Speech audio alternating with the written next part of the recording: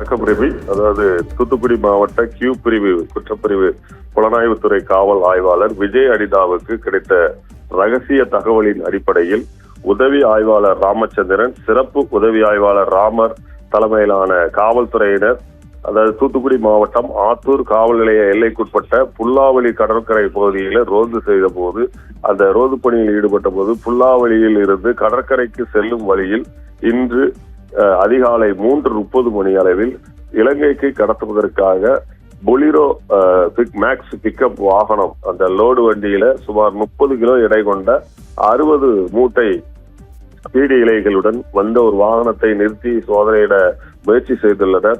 ஆனால் அந்த வாகனத்தின் ஓட்டுநர் அந்த வாகனத்தை நிறுத்தாமல் விரட்டி, அதாவது நிறுத்தாமல் சென்றுள்ளார். அவரை பின்தொடர்ந்து விரட்டி சென்று, அதாவது தூத்துக்குடி ரூரல் உட்கோட்டம் காவல் நிலைய, அதாவது சிப்காட் காவல் நிலைய எல்லைக்குட்பட்ட மடத்தூர் விலக்கு அருகே, அதாவது சினிமா பாணியில் விரட்டி சென்று மடக்கி பிடித்துள்ளனர். அப்போது அந்த வாகனத்தின் ஓட்டுநராக இருந்த தூத்துக்குடி முள்ளக்காடு காந்திநகர் பகுதியைச் சேர்ந்த ஐயம்பாண்டி என்பவரது மகன் மதியழகன், வயது 39, மற்றும் பொட்டல்காடு முத்தியாபுரம் பொட்டல்காடு வடக்கு தெருவை சேர்ந்த செல்வம் என்பவரது மகன் முருகப்பிரசாத், வயது 22 ஆகியோர் இருவரும் ஒன்றும் அந்த வண்டியில இருந்துள்ளார்கள். அவர்களை உடனடியாக மடக்கி போலீசார் பிடித்துள்ளனர். அவர்களிடம் விசாரணை மேற்கொண்டு வருகின்றனர். இந்த பிடிபட்ட இந்த வாகனத்தில் பீடி இலை மூட்டைகள் மொத்தம் அந்த 60 மூட்டைகள் இருந்துள்ளது. ஒரு மூட்டை 1 லட்சம் ரூபாய் வீதம், மொத்தம் 60 லட்சம் ரூபாய் மதிப்பிலான இந்த பீடி இலைகள் கைப்பற்றியுள்ளதாக போலீஸ் வட்டாரத்தில் தெரிவித்துள்ளனர்.